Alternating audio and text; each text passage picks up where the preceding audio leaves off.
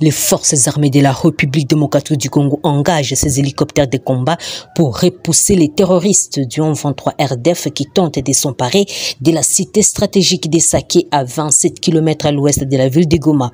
Suite aux détonations d'armes lourdes et légères, la population de Saké se dirige vers la ville de Goma. Depuis tôt ce matin, la population de la cité de Saké se vide. La grande partie se dirige vers la ville de Goma et d'autres en direction de Minova. Les combats sont signalés à 5 km de la cité de Saké. Autre nouvelle, le chef de l'État Félix Antoine Tshisekedi a prononcé son discours ce lundi 27 février à la 52e session du Conseil des droits de l'homme des Nations Unies à Genève. Dans son discours, il a indiqué que lui et son gouvernement travaillent pour la tenue des élections en toute transparence, en toute liberté, sans exclusion, basée sur des considérations politiques ou tribales.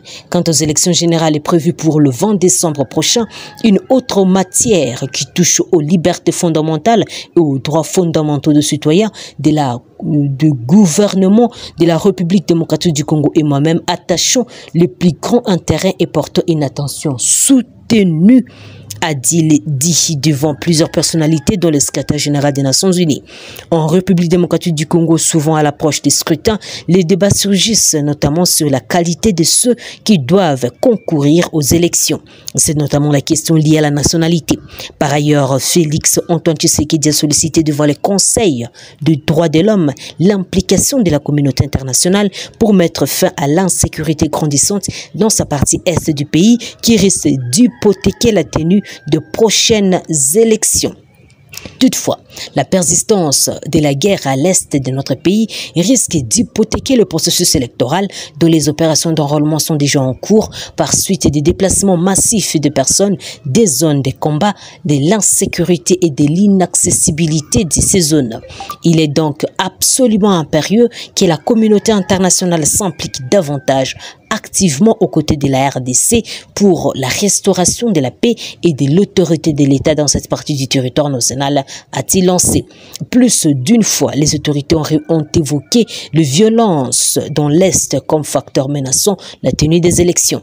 Conformément au calendrier de la Commission électorale nationale indépendante, c'est le 20 décembre 2023 que les prochaines élections générales seront organisées sur l'ensemble du territoire national. Cette date est retenue pour la présidentielle, législative nationale et provinciale et les élections des conseillers communaux. L'intégrité de la RD Congo est de plus en plus menacée par l'expansion des terroristes du 23 et l'activisme de groupes armés locaux étrangers. La RD Congo continue d'accuser les Rwandais de soutenir les terroristes du 23. L'appui du Rwanda à ces terroristes est corroboré par les experts des Nations Unies et plusieurs pays occidentaux, bien que Kigali s'en défende. Plusieurs initiatives diplomatiques infructueuses jusqu'à présent ont été lancées, notamment par l'EAC qui a créé une force régionale censée s'assurer du retrait du 23 des positions conquises depuis un an. Mais sur terrain, la situation ne s'améliore toujours pas. La rébellion poursuit son offensive. Le président français Emmanuel Macron sera déjà à Kinshasa les 3 et 4 mars prochains. Selon la présidence française à Kinshasa, le déplacement sera consacré à l'approfondissement de la relation franco-congolaise dans les domaines de l'éducation, de la santé, la recherche, la culture et la défense. La visite de Macron intervient dans un contexte particulier marqué par l'agression de la RD Congo par son voisin le Rwanda via la rébellion du 23 qui occupe plusieurs villages et localités dont les territoires de Rutshuru, Nyiragongo et Massissi. Les autorités congolaises entendent de la France puissent clairement condamner l'agression rwandaise. Lorsqu'à travers le monde, il y a un peuple qui est soumis à des contraintes de se déplacer parce qu'il y a un pays, un espèce le Rwanda qui lui a porté la guerre, que la France aussi pose les gestes de solidarité, notamment en disant à ceux qui amènent la guerre chez nous pour nous piller de ne pas le faire. Donc ça doit être clair, a dit Christophe Lutundula, le vice-premier ministre des Affaires étrangères, lors d'un briefing conjoint avec son collègue de la communication immédiate le samedi 25 février dernier. La République démocratique du Congo continue d'accuser les Rwandais de soutenir les 1-23. Kinshasa estime que la France, qui est membre permanent du Conseil de sécurité de l'ONU, peut peser de son poids pour rétablir la paix dans l'Est de la RDC. La France est un pays membre permanent du Conseil de sécurité, c'est-à-dire un des pays qui ont la responsabilité de la paix et de la sécurité dans le monde. Nous sommes tous de la francophonie. Là aussi, il y a la déclaration de Bamako. Il y a une série de valeurs qui se trouvent dans ces instruments communs avec la France. Donc, la France doit aussi se porter à la hauteur de ses responsabilités parce que ça ne me gêne pas. Il n'y a pas de francophonie sans la France. Si la France est à côté des valeurs de la francophonie, ça ne vaut pas la peine à expliquer Lutundula. Emmanuel Macron avait déjà initié une médiation entre Félix Tshisekedi et Paul Kagame pour obtenir la désescalade. Mais rien ne semble s'améliorer sur terrain en dépit de nombreux sommets des chefs d'État de la région. Les terroristes sont toujours à l'offensive près de Goma.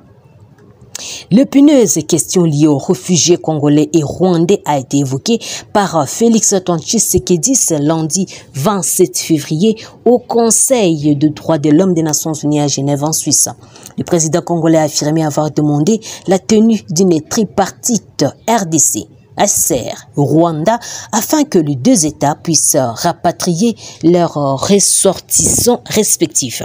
Sur ce chapitre de la prétendue persécution des Congolais rwandophones, afin d'enlever leur tout prétexte aux dirigeants rwandais qui se sont constitués sans procuration, avocats de cette communauté, le gouvernement de la RDC vient de saisir le Haut-Commissariat des Nations Unies pour le réfugié pour lui demander de prendre toutes les initiatives requises en vue de la tenue dans le plus bref délai des discussions tripartites RDC-Rwanda HCR pour le rapatriement de leurs réfugiés respectifs dans le pays conformément au cadre juridique bilatéral actuel, aux règles du droit international et aux pratiques pertinentes en vigueur à la matière, a révélé Félix Tshisekedi dans son discours. À cette tripartite doivent être associés du côté congolais des notabilités coutumières des communautés concernées afin de régler définitivement les problèmes soulevés et de réaliser une réconciliation vraie et durable entre ces communautés, a souligné Tshisekedi. Plusieurs initiatives diplomatiques enclenchées pour tenter de rétablir la paix dans la partie est de la RD Congo peinent à aboutir aux résultats probants depuis la résurgence de ces terroristes. Le Rwanda presse la RDC à rapatrier ces milliers de ces réfugiés qui seront au Rwanda depuis une vingtaine d'années.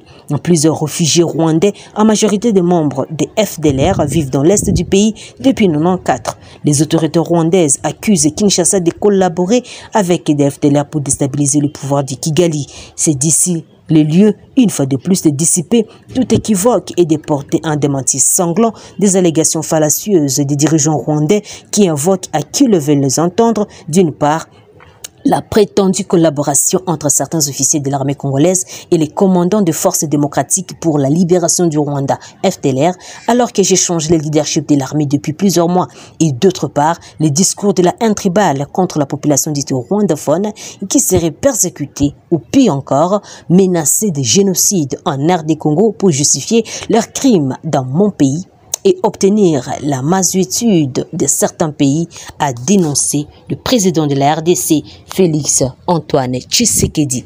Chers téléspectateurs d'Afro Info 243, c'est par ici que s'achève cette émission. Merci pour votre fidélité de nous avoir suivis également jusqu'à la fin. Je suis Santi Chesenga depuis la province de l'Ituri pour Afro Info 243. Au revoir.